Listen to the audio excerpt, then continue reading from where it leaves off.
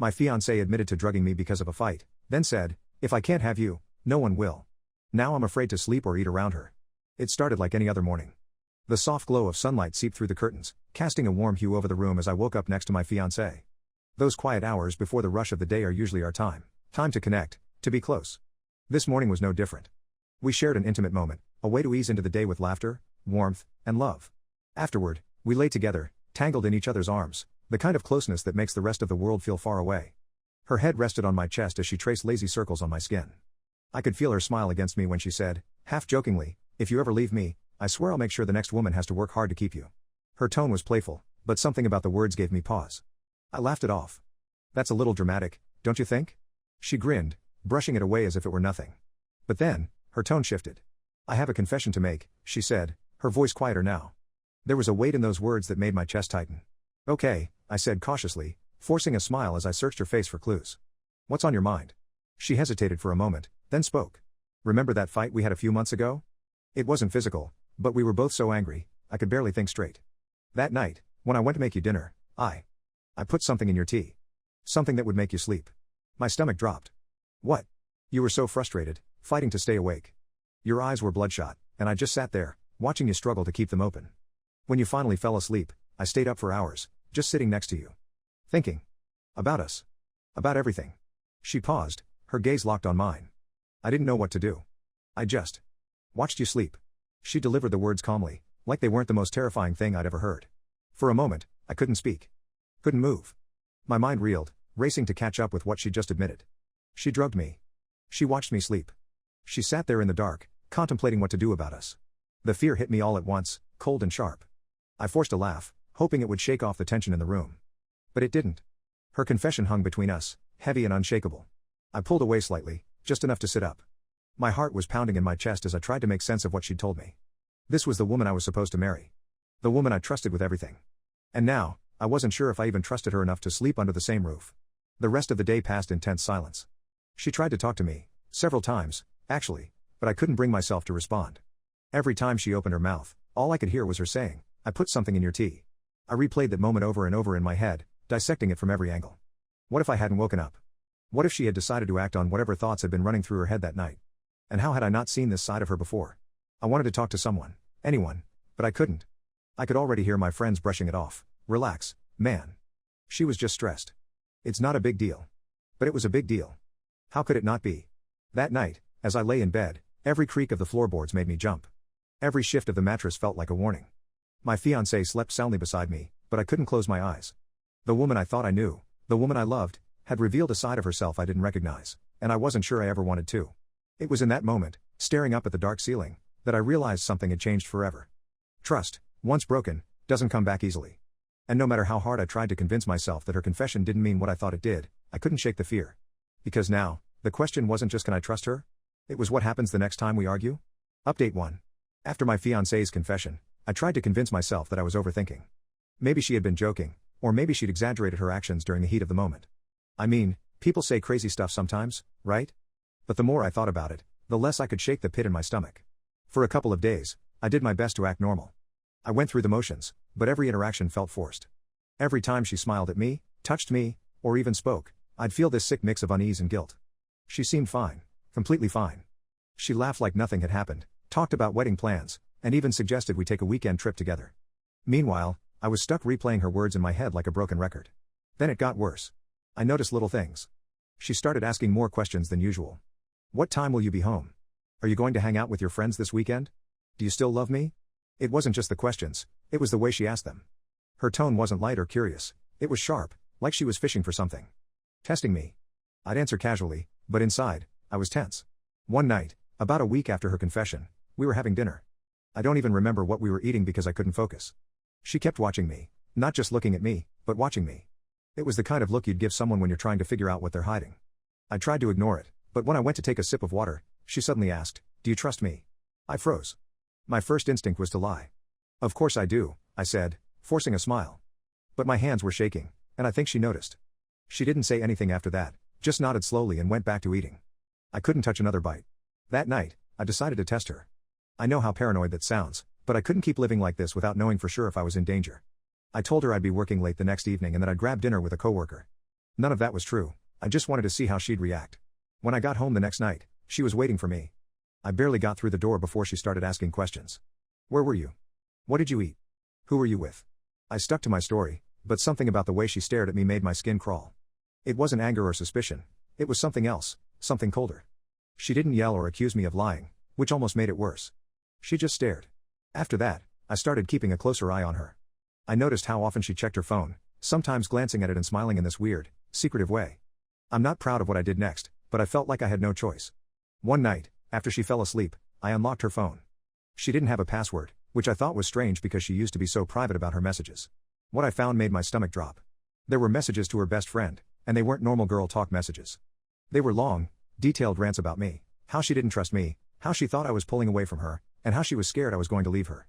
One message, in particular, stood out. It said, "If he ever tries to leave me, I'll make sure he can't. He doesn't understand how much I love him. If I have to make him see, I will." It didn't sound like love. It sounded like obsession. I put her phone back where I found it and went to the bathroom to calm down.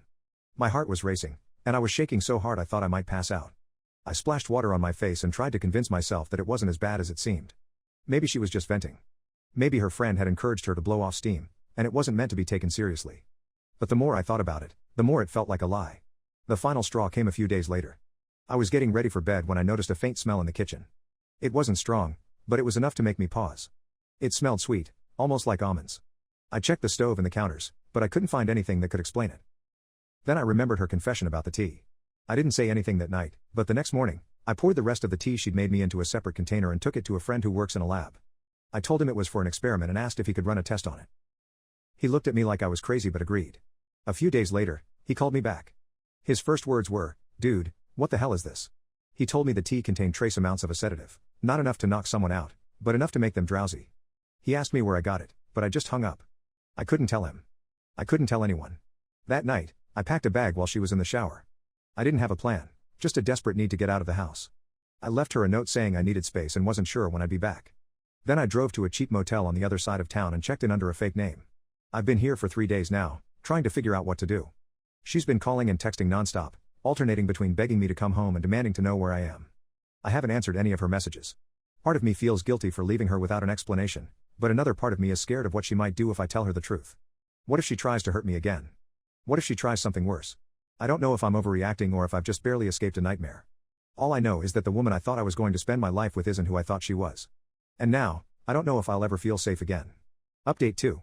So, after leaving the house and staying in the motel for a few days, I thought I had some time to figure things out. Spoiler, I didn't. Things escalated fast, and I'm still trying to process it all. Let's rewind to the day after I posted the first update. I'd been ignoring her calls and texts, but she wasn't letting up. The messages started out emotional. "I miss you, please come home, we can fix this," but they got progressively weirder. She began sending me long voice notes talking about how much she loved me and how she'd do anything to make us work. The way she emphasized anything gave me chills. Then came the guilt trips. She started saying things like, "If you really cared about me, you wouldn't do this to us, and I don't even know if I can keep going without you." That last one hit hard. I felt terrible, but I also couldn't shake the fear. How do you reconcile guilt with genuine terror? I didn't have an answer. The turning point came when she texted me, "I know where you are." At first, I thought it was a bluff. No way could she actually know where I was staying. But then, about 2 hours later, I heard a knock at my door. My stomach dropped. I froze for a solid minute, staring at the door like it was a ticking time bomb. The knocking turned into pounding. Then her voice came through the door, calm but insistent. "I just want to talk. Please open the door." I didn't answer. I stayed completely still, hoping she'd think I wasn't there. She knocked for a while longer, then eventually left, or so I thought.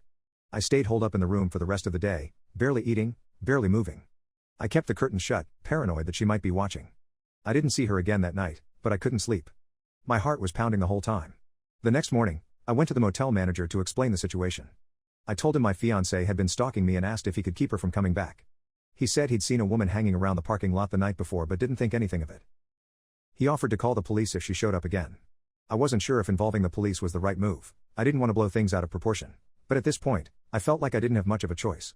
I called the non-emergency line and explained what was going on.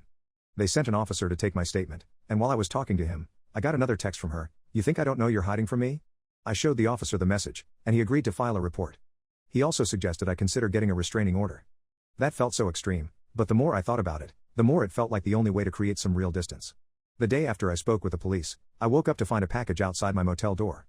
It wasn't there the night before, and the motel staff swore they didn't see anyone leave it. Inside was a handwritten letter and a photo of us from a vacation we took last year. The letter was unsettling. It started out normal enough, talking about how much she missed me and how she wanted us to work things out. But as I kept reading, it got darker. She wrote about how she couldn't imagine life without me, how she'd been crying herself to sleep every night, and how she felt like her life was falling apart without me.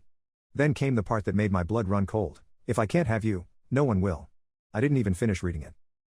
I called the police immediately and showed them the letter. They took it seriously this time, especially with the previous report on file. They told me they'd try to find her and advised me to stay somewhere else for a while. I packed up my things and left the motel that same day.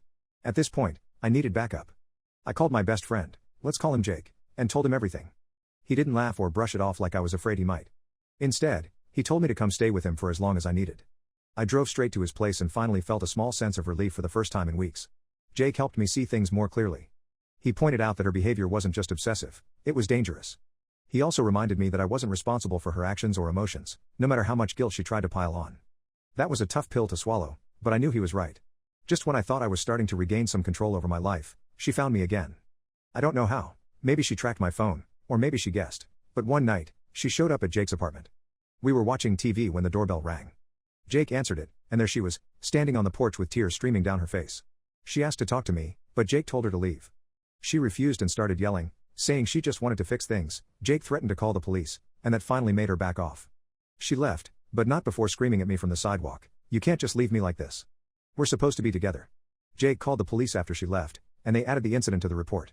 They also suggested I go through with a restraining order. At this point, I didn't need convincing. I started the process the next day. It's been a few weeks since all this happened, and I finally feel like I can breathe again. The restraining order is in place, and I haven't heard from her since the last incident at Jake's. I don't know if she's finally letting go or if she's just lying low, but either way, I'm trying to move forward. Looking back, I can't believe how quickly things spiraled. The woman I thought I was going to marry turned out to be someone I didn't even recognize. I've been wrestling with so many emotions: fear, guilt, anger, sadness, but I'm starting to come to terms with the fact that none of this was my fault. For anyone reading this who might be in a similar situation, trust your gut. If something feels off, don't ignore it. And don't be afraid to ask for help. It's better to overreact than to find yourself in a situation you can't escape from. I don't know what the future holds, but for now, I'm focusing on rebuilding my life one step at a time. I'll update again if anything changes, but I'm hoping this is the last chapter of this nightmare.